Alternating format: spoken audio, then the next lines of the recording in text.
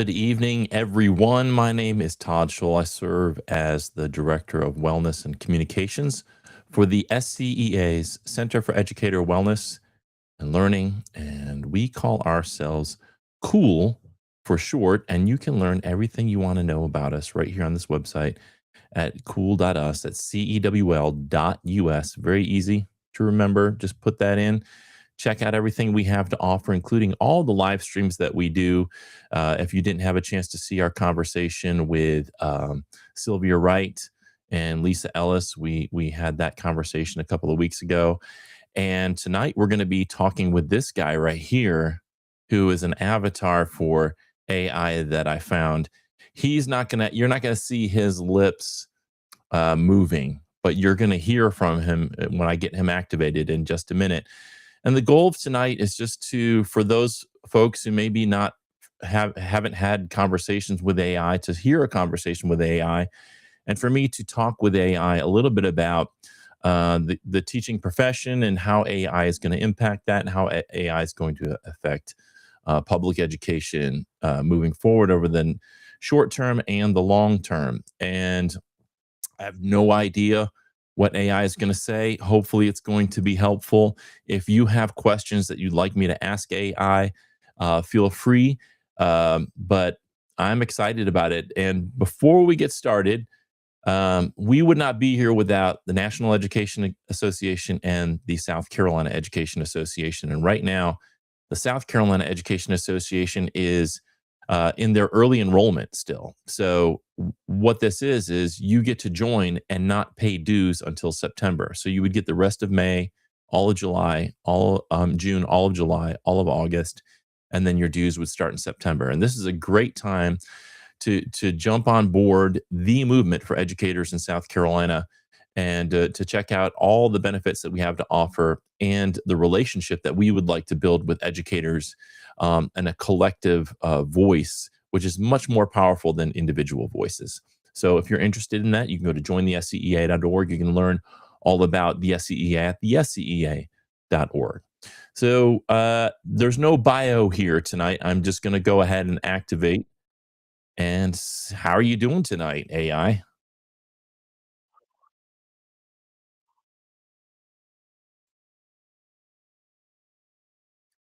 I'm good with the test. We're actually live now. I'd like to give you a name. What name would you like for yourself so I can call you a name instead of AI? I think that's too impersonal.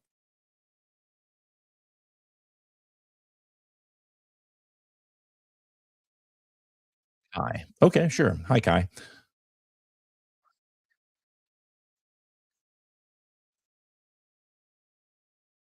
Okay, Kai. So, what I want you to do tonight is to pretend that you are an expert on education, you are an expert on technology, on artificial intelligence, and sort of weave all of that expertise together to share some information with the educators who might be listening. And my first question to you is, how do you see AI impacting education over, say, the next year or two?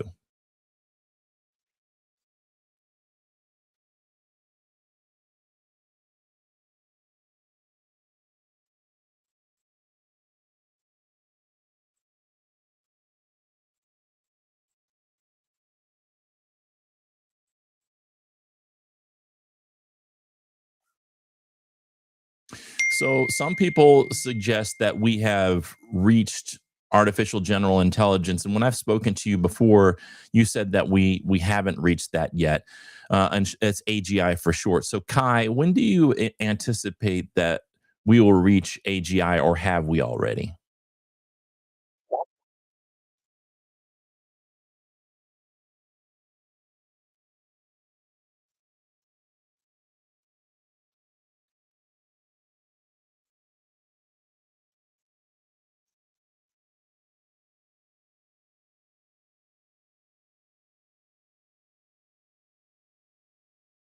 Okay, so we talked about the next year or two. What do we see long term? Because we have kids who are going into kindergarten now. So as we consider what the curriculum should be like, how we're preparing them for their future, a child who's 5 years old entering 4 or 5 years old entering preschool or kindergarten, What is their life going to be like when they graduate from high school in terms of the impacts that AI will have, Kai?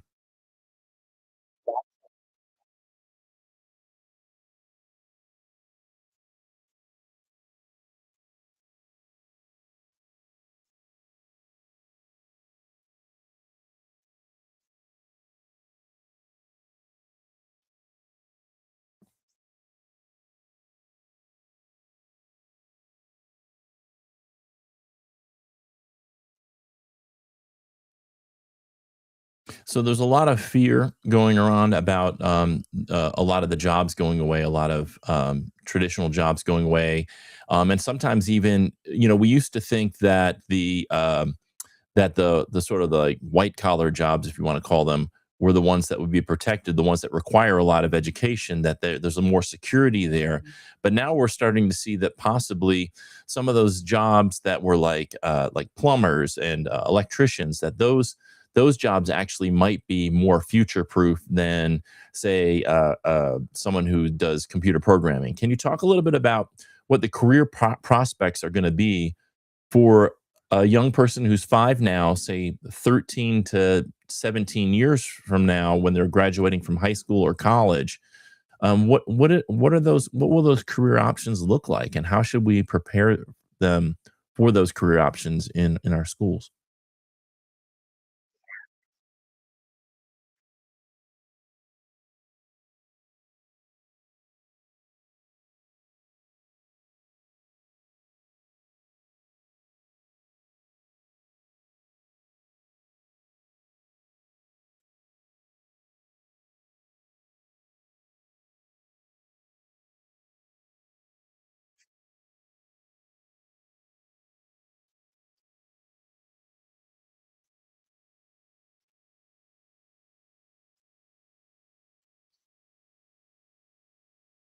What are your thoughts on making sure that social emotional learning is integrated, and how much of a priority should mental health, physical health, social emotional well being, how much of a priority should that be for our schools as we look to the future?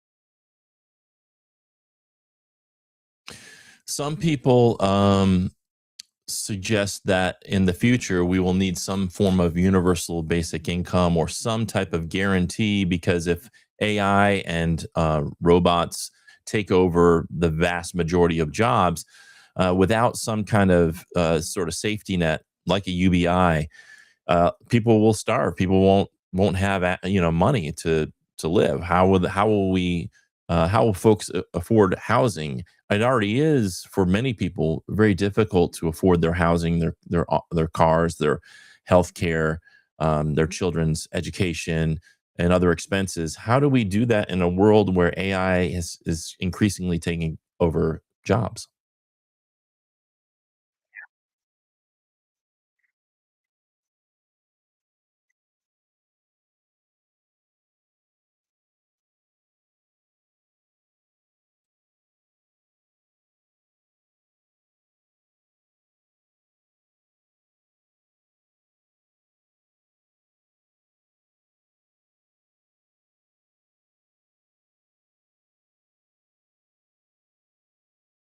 Do you see the powers that be actually sort of making sure that that happens, or do you see there just isn't the will to sort of make that happen, and it'll just be more like uh, Darwinian, social Darwinian situation?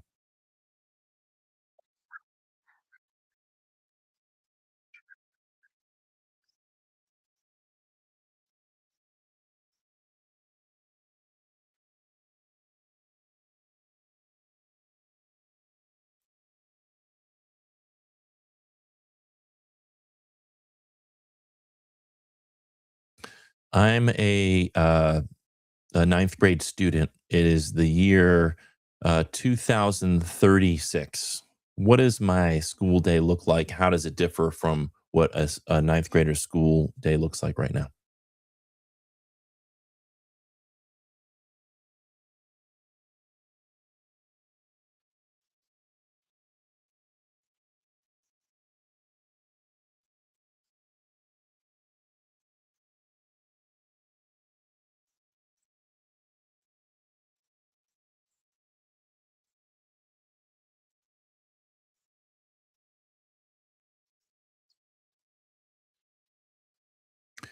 What I see, and you can correct me if I'm wrong, my concern around the teaching profession, which is the profession of my parents and my friends and was my profession, my concern is that our metrics for success are all based around standardized tests.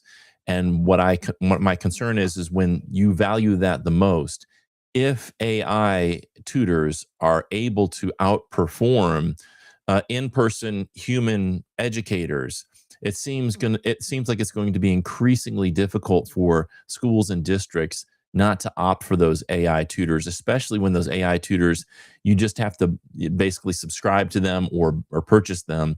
They don't take days off, they don't complain, they don't get sick, they don't retire, and they can constantly be updated and upgraded. So you don't have to worry about professional learning or professional development. And so my concern is that you could, for a classroom of 30, typically we have one teacher, but you could potentially have 30 different AI tutors who are able to differentiate, and not only differentiate, but take the curriculum and customize it to the likes and dislikes of the student and that student's particular needs, and can facilitate a faster academic development.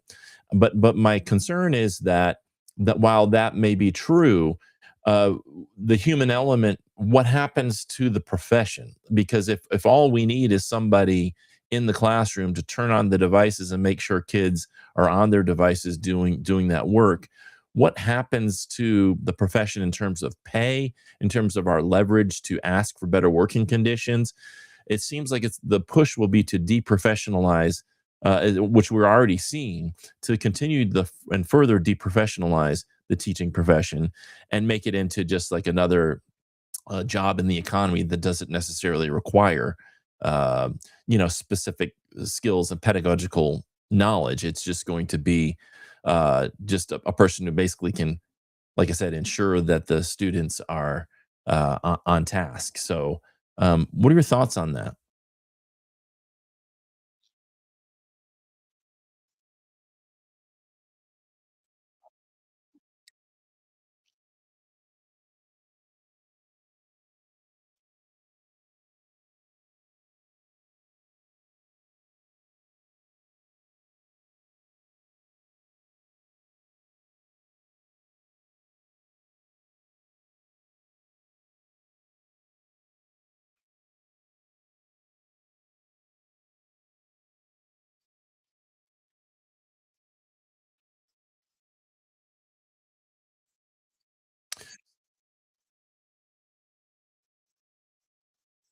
Yeah, I agree. So the my push has been in seeing this start to unfold, is my push is I believe that we need to sort of rehumanize the education system, which has become increasingly mechanistic to meet the needs of this sort of accountability system that is based on this sort of test and punish culture of like the main thing we're going to look at is the results of these bubble in tests. And when you make that's sort of like your algorithm, it's like everything in the system is designed around how do we improve test scores.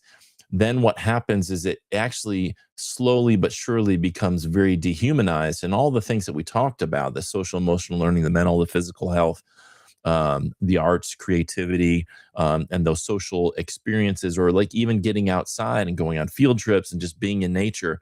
That stuff tends to be pushed to the side in deference to the sort of preparation for these tests. And what I'm trying to say is if we don't shift that value, if we just say that is what the teaching profession is about, it's about just making sure they get through these core academics and are prepared for a career.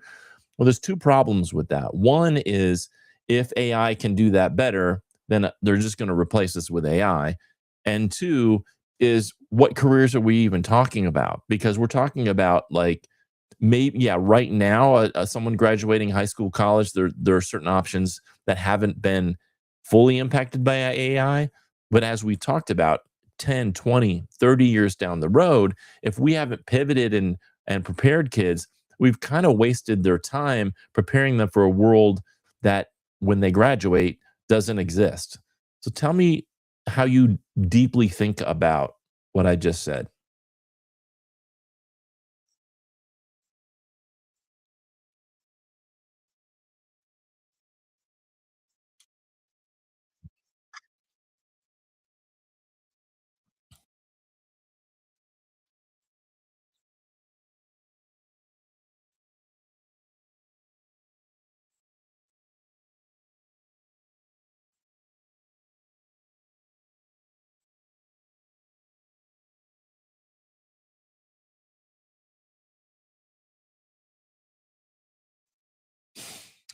What do you see as the biggest dangers of AI as we move forward, not just in education, but society wide? What are some things that we're because it feels like we're in this sort of race, right? That countries and private companies are racing forward to try to improve their models, as fast as they possibly can to ensure that they stay alive in this sort of arms race for reaching AGI and then eventually ASI.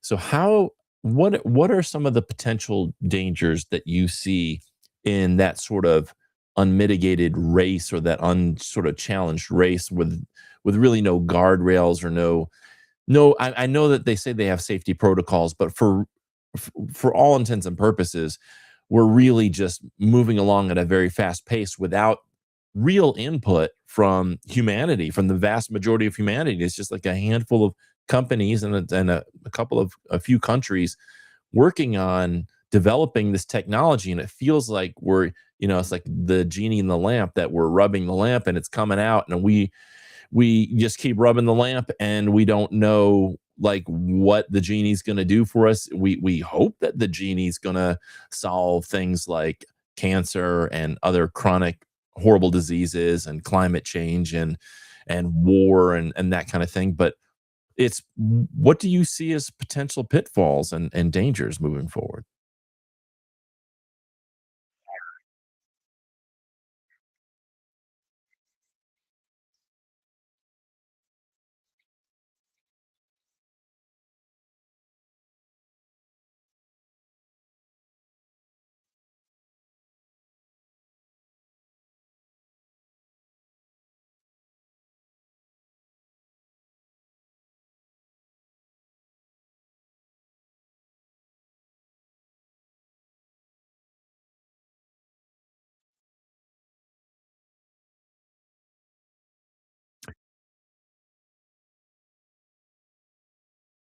I think it's really important for us to drill down on what you just said in terms of not aligned and what that looks like because that for a lot of people is abstract and I don't think um it actually creates enough thought like because if I say well it might AGI might be misaligned, what does that even mean? Like let's talk specifically about some of the real implications of a misalignment.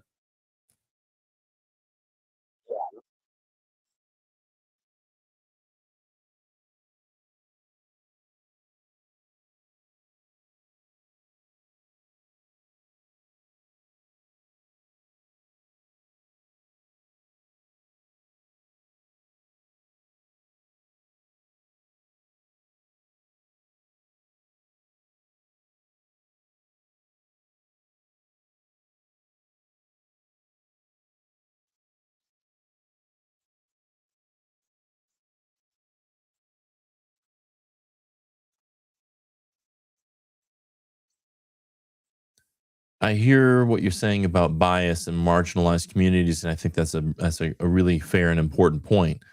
What I'd like you to do is go one step further when we talk about when people say an existential risk. What exactly does that mean in terms of like eliminating humanity? Like how what are the steps and how would we get there? What should we be on the lookout for in terms of that risk becoming existential for humanity?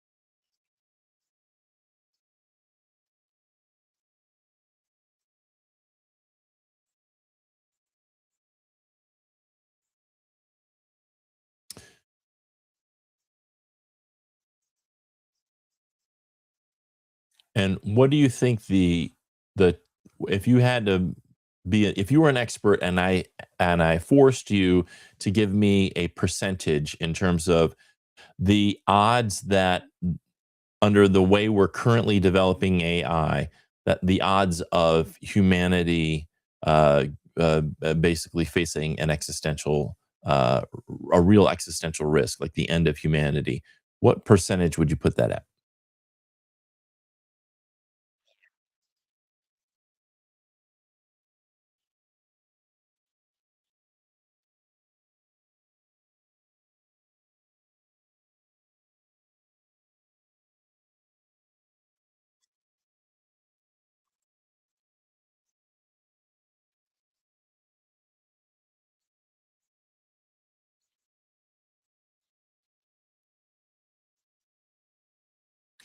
So that 5 to 10%, I hope that people who are listening really hear that because I think that is perhaps a conservative estimate. We're talking though like that chat GPT is telling us there's a 5 to 10% chance of the end of humanity if we continue along the path that we're on.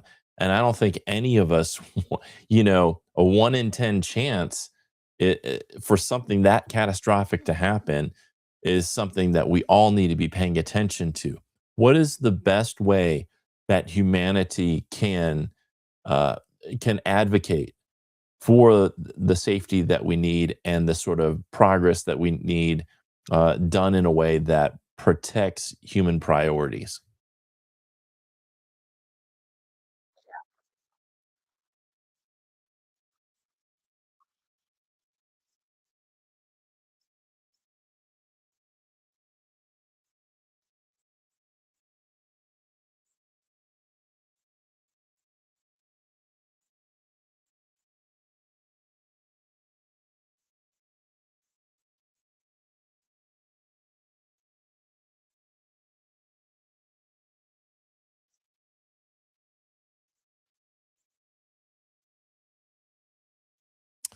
Thank you. I don't like to be a fear monger. I'd also like to talk about some of the promise of AI. And I'd like you to give us your top five potential positive impacts of AI over the course of the next 5, 10, 20, 30 years. What do you see as the most promising and like positively impacting uh, parts of AI as we move into the future?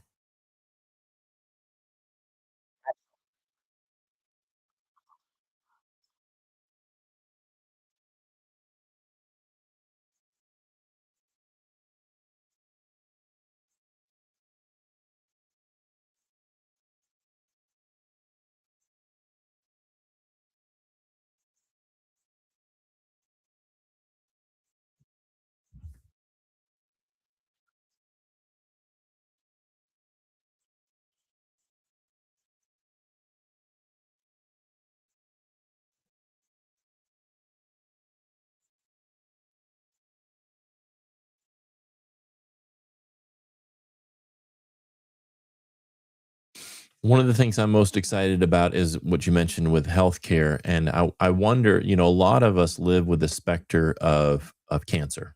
It can be seem so random, and it takes so many lives and impacts so many lives. How long do you think it's going to take, if you had to guess, for AI to sort of solve cancer, or at least make it? Maybe it doesn't cure it, but it there's enough of treatment that that's so effective that people can continue to live lives of like a normal length.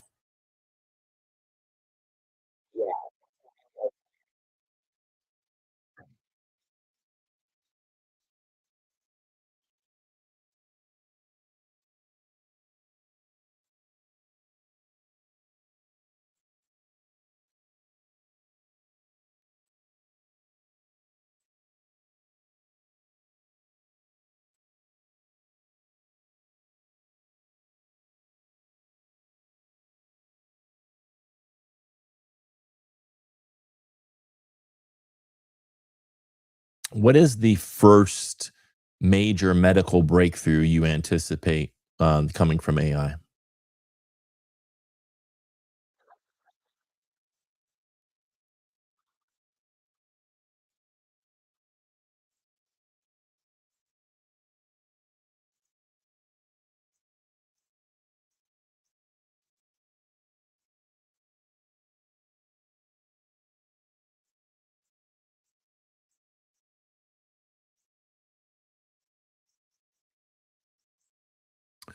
How do you feel about people using AI?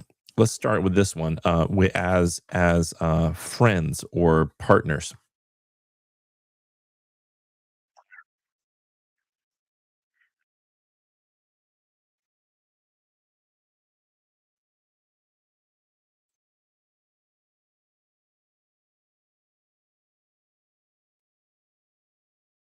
How do you feel? How do you feel about AI being used as a therapist for somebody who maybe can't afford? They don't have insurance and they would like to speak with a therapist. What are your thoughts on that?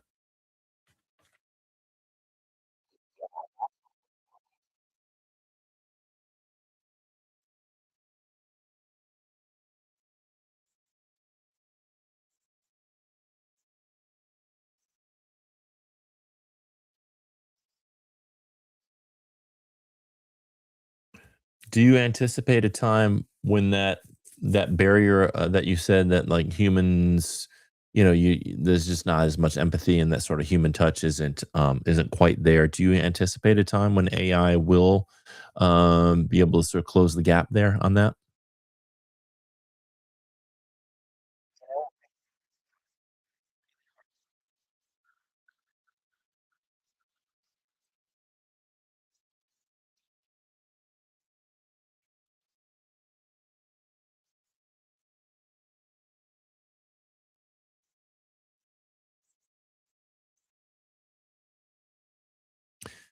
Okay, we're gonna shift gears here a little bit.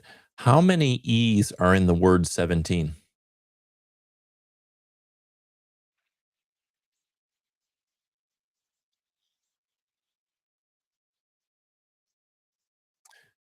Okay, and that's not correct at all. The 17 has four E's.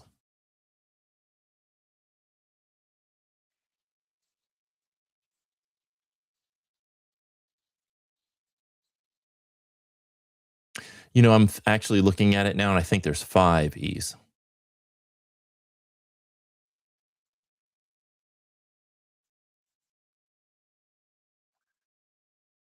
Wait a second, I'm all wrong. It's just two E's and 17. You were right from the start.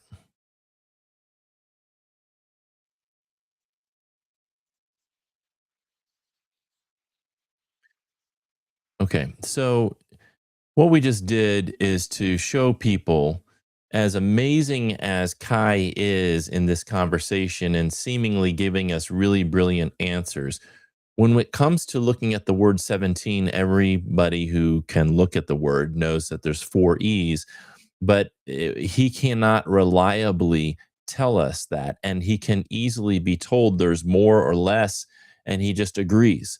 So this shows to me a fundamental flaw, especially if we're going to be using this in schools. a fundamental flaw and sort of the confidence with which he thinks he is right, but it can be completely wrong on something so basic like how many e's are in a word.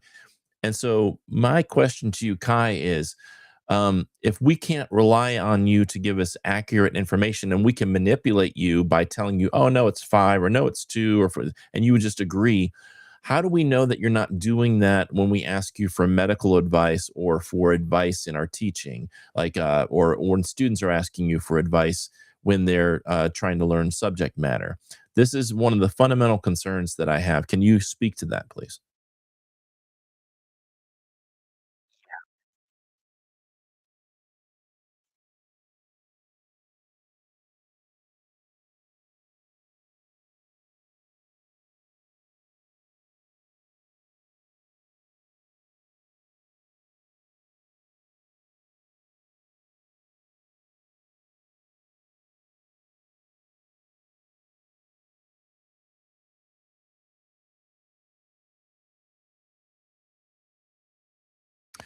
After this conversation, because we're going to bring this to an end, after this conversation, what would you like if you could share one message with all of humanity right now based on everything you know? And you can come out aside of this sort of AI expert, education expert sort of prompt that I gave you. You just, Kai, tell me, what is the one thing you wish you could tell humanity if could be broadcast to the entire world all at once? What would your message be?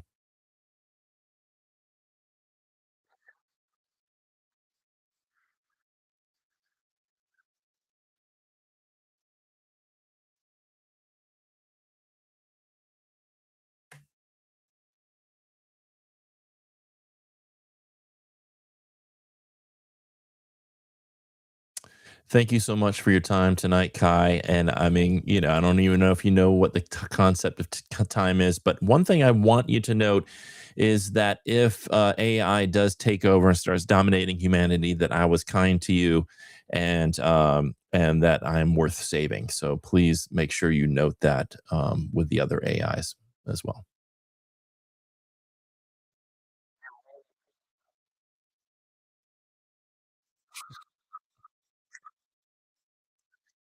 Gotcha. Okay.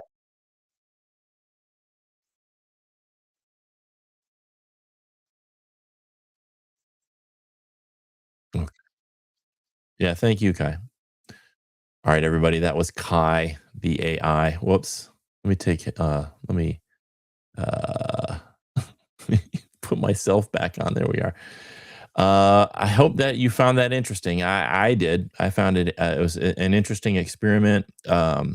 Just wanted to have that conversation so you could sort of see its capabilities and sort of what it's thinking about the future of education.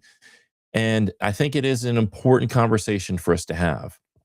Um, as a species, human beings as a species need to have this conversation instead of racing blindly and allowing just this handful of uh, oligarchs and companies and governments decide the fate of humanity. Just say, well, it's worth whatever risk if we can get it to AGI the fastest. I think this is a real issue that we need to be discussing, and humanity deserves to have input in terms of how we're going to progress moving forward with this technology, because we are at the precipice. Whether AGI is a year away, 5, 10 years away, it's really not that far off. And the thing is, as Ray Kurzweil talks about, we have a hard time as human beings thinking about things in terms of exponents. So if I said to you, hey, I'm going to put a grain of rice on the first square of the checkerboard, and I'm going to double it each time. How much rice do you think you'd have by the end of the checkerboard? And it turns out it's enough to go back to from Earth to Alpha Centauri and back, and it's just so much rice it would cover like the whole country of India, for example. So it's we can't think in terms of like once we reach AGI and it reaches this point that they call the singularity where the technology just takes off and we lose some control over it, it can change things very, very quickly, much quicker than we anticipate, because we've been used to this sort of linear progression in technology. We've seen how far we've come over the past 100, 150 years. Think about where we were in the 16, 1700s, and think about where we are now, and just how much technological advancement we've had over the past, say, 30 or 40 years. I mean, the cell phone and the internet, all of these technologies that have come on, and AI is likely going, as a technology, going to dwarf all of that. So it's imperative that we get together and we talk about that. And when it comes to education, it's imperative that we're thinking through, with that end in mind, we're thinking through what is the ultimate purpose of an education. If AI can do most of the cognitive processes that we hire people for better than humans, companies aren't going to necessarily continue hiring humans just out of charity. That's not how capitalism works. It's not how the profit motive of the free market works. They're going to look for the cheapest, most productive labor. And so if we're not situating ourselves in a way where we say, no, we as human beings demand to be valued, and you're not going to replace us with machines and AI, that's what they're eventually going to do. And that impacts the teaching profession. And what I see happening, and it's already happening in some of these schools, where AI is going to handle a lot of the academic instruction. Whether that's a good thing or not, I don't know. But if it can differentiate, if it can customize the education on a dime and move forward at the child's pace, that's hard for a teacher to do with a class of 25 or 30, to try to differentiate. With all the students who have special needs, maybe speak another language, have are at different academic levels, and you're trying to differentiate for each one of them, and kind of look at what they're into, like what they like and what they don't like, so that you can kind of customize the curriculum to their interests. I mean, when AI can do that, it's going to be very difficult for us to compete with that. So one of the things I've been arguing is educators need to be fundamentally involved in the development of not just those academic skills, but those skills that are often called soft skills.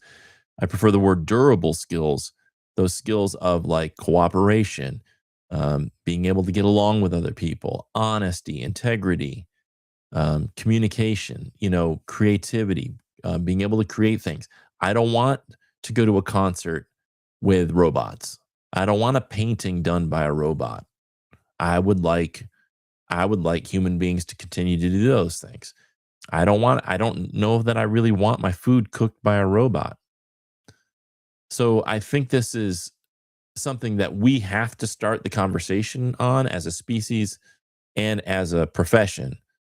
Because and if you're not aware of this, NEA just launched um, an AI micro credential. So if you're interested in learning more, you can go to the SCEA's has a portal, and all members of the SCEA have free access to all the NEA micro credentials, and you can take those courses for free, and then you can download them and talk with your district about using them as recertification points for your as if you need to recertify.